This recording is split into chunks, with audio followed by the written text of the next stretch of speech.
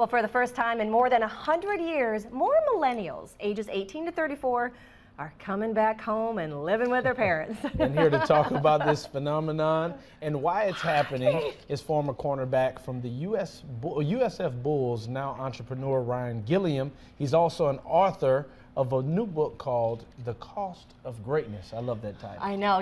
Greatness is one that he likes to throw around too. Ryan, why? I have an 18-year-old daughter. She's at school right now, but why is this happening? Why are all these kids coming home and living with their parents longer these days?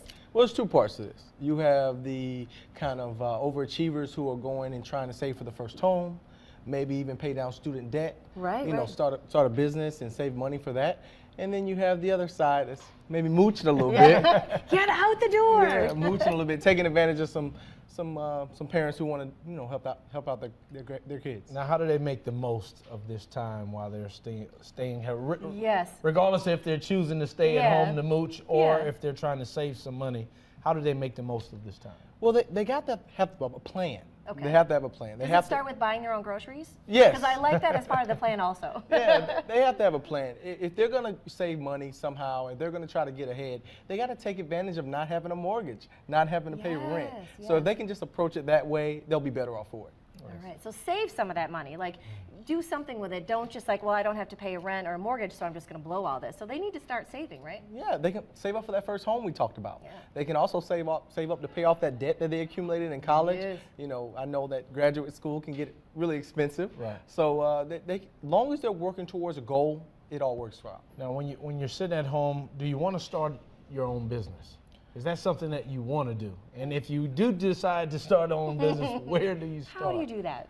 Well, I think it's a good time to start when you're young. I mean, if you mess up, you're better off for it. Right. Because it prepares you for later on in life. So, for example, I started a business when I was 25, and by the grace of God, you know, look where I am today. Within 5 years, we had, you know, multi-million dollars in revenue. So I think you start when you're young, especially if you're living with a parent, because you have an opportunity to get ahead of the game. Yeah. That's true, that's true. When you first sit down like with the parents, like I feel like there has to be some kind of game plan. Do you sort of set like a target date, like, okay, I'm gonna be here, mom and dad, eating all your groceries for like, you know, 2 years or 3 years? I mean, do you have like a move out date? Do you structure it that way to sort of give everybody that peace of mind and that goal towards? I think you do, but I think it would be around 3 to 6 months. And then after 3 to 6 I like months, that. we maybe should cap it, because we're talking about college graduates. Right, So I think we maybe should cap it at a year. Because if you get a year, you can pretty much accomplish a lot of things if you're really focused and driven to get it done. Yeah, you can save it a little bit. Now, being from USF, you know, I think that it's a phenomenon that you played sports and you go on to start your own business, and not just any business, a business that brings in millions and millions of dollars every year. How do you focus, and talk a little bit about your decision to start your own business, and what was the reason why you became a success story?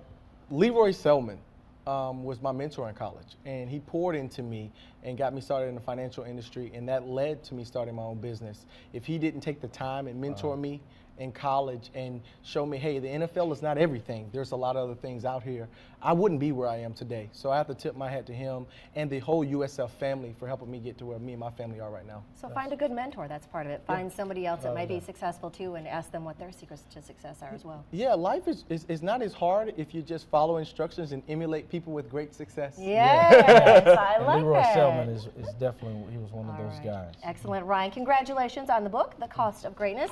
Thanks for spending some time with us today. I'm like capping it at a year. 18 to 34, a year, and there you go. There you go. We like it.